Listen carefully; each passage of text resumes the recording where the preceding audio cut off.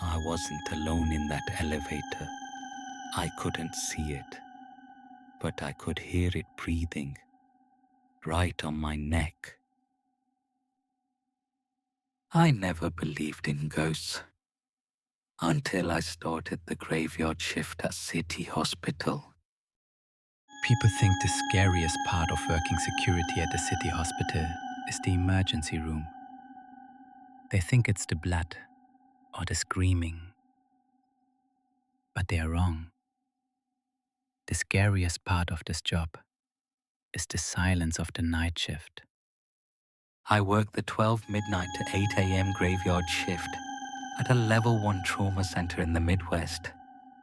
It's a massive concrete labyrinth that feels alive once the sun goes down. Most nights are quiet, but last Tuesday, the hospital decided it didn't want to be quiet anymore. I checked my watch, hoping for a boring night, but I was wrong. It started at 2 a.m. I was patrolling the maternity ward on the second floor. It was empty, closed for renovations. Suddenly, the call bell for room 212 started buzzing. I checked my tablet. Room 212 didn't have a patient. I walked down the hall, my flashlight cutting through the thick dust. I stepped inside and the room temperature dropped. I could see my own breath. The bed sheets were pulled tight, but there was a deep depression in the mattress, right on the edge, like someone was sitting there, staring at the wall. As I reached for the call button, a tiny, cold voice whispered. I'm lost. I didn't stay to find out who was talking. I retreated to the security booth and tried to laugh it off. I checked the monitors to settle my nerves. That's when I saw her. On camera 14.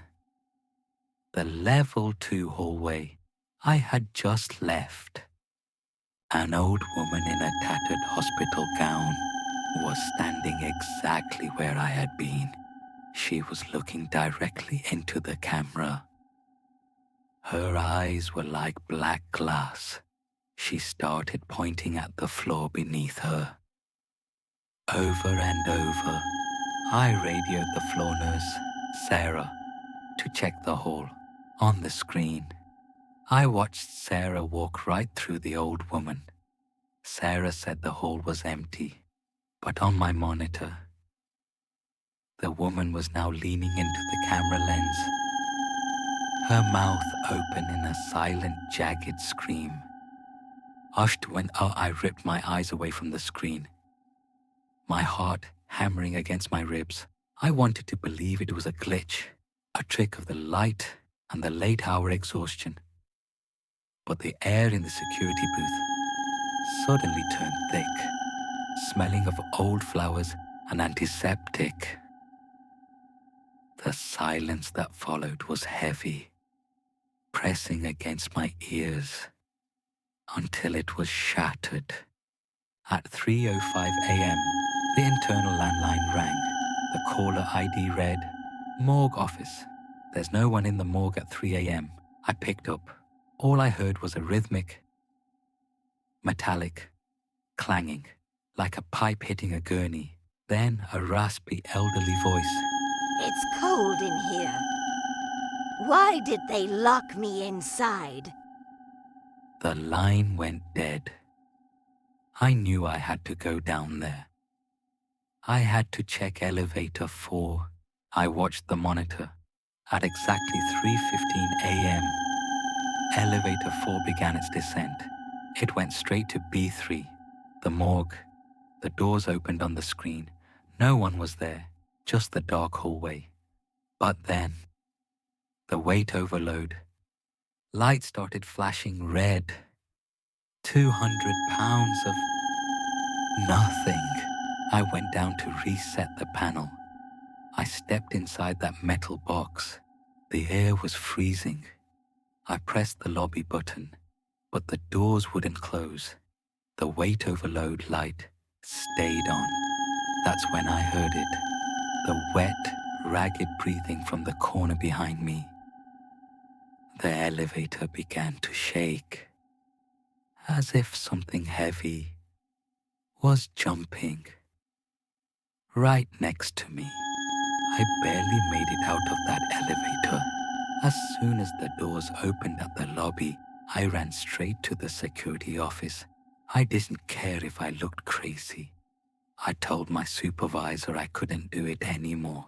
I requested an immediate transfer to the morning shift, just for a while, just until I can stop hearing that rhythmic breathing every time I close my eyes. He looked at me like I was losing my mind, but he granted the request. I start the 7 a.m. to 3 p.m. shift tomorrow. But I know this isn't over. Whatever was in that elevator, I don't like to stay on floor B3. If I'm forced back onto the night shift again, or if anything else happens when the sun goes down, I'll keep you updated. Stay safe out there, because sometimes the silence is the loudest thing in the building.